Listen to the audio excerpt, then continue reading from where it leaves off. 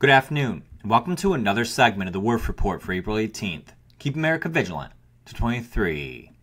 Laundering money from our enemies. House Oversight Chair James Comer has announced that all LLCs connected to the Biden family laundered money from America's enemies around the globe back to the Bidens, as the sick United Nations, or wannabe one world government, moves to decriminalize sex between minors and adults around the world. A judge denies Alvin Bragg's temporary restraining order against Jim Jordan. A fourth Democrat switches to the Republican Party. A bill in Washington state will allow the government to take minors away from parents who refuse to agree to gender transition surgery. And a date for oral arguments is set in Abe Hamadeh's motion for a new trial. And the result could reverse the Arizona Attorney General election results.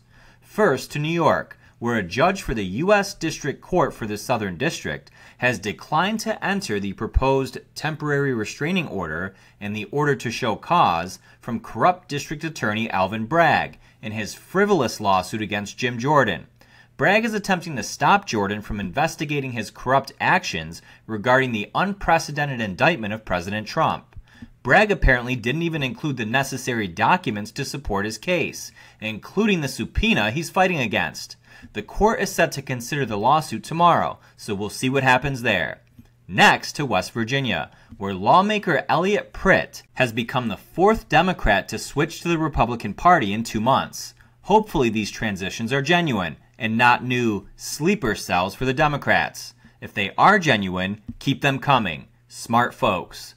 The United Nations, which has clearly become a wannabe one-world government authority, has issued a report last month titled The 8 March Principles for a Human Rights-Based Approach to Criminal Law Prescribing Conduct Associated with Sex Reproduction, Drug Use, HIV, Homelessness, and Poverty. On page 22 of the report, the UN states, quote, "With respect to the enforcement of criminal law, any prescribed minimum age of consent to sex must be applied in a non-discriminatory manner. Enforcement may not be linked to the sex, gender of participants, or age of consent to marriage." And quote, "Moreover, sexual conduct involving persons below the domestically prescribed minimum age of consent to sex may be consensual in fact, if not in law." Sickos, folks. What they're doing is working to make pedophilia legal across the globe, so long as the minor consents. They're arguing that criminalizing these behaviors, along with many others, constitutes an attack on human rights. What? How much more evil are they actually going to get? From this point on, we're not allowed to say or show you what we're about to on this platform, or will almost certainly be punished for it. For those of you that have been with us from the beginning, you know that YouTube had previously labeled our content as, quote, harmful to the public, and nearly banned us permanently on at least 2 separate occasions. So please, join us for the rest of this segment at thewerfreport.com, where we can say exactly what we want without fear of censorship, suppression, or the banning of our account for only $1.99 a month or $15 a year. But hurry, because this pricing will be gone forever this month.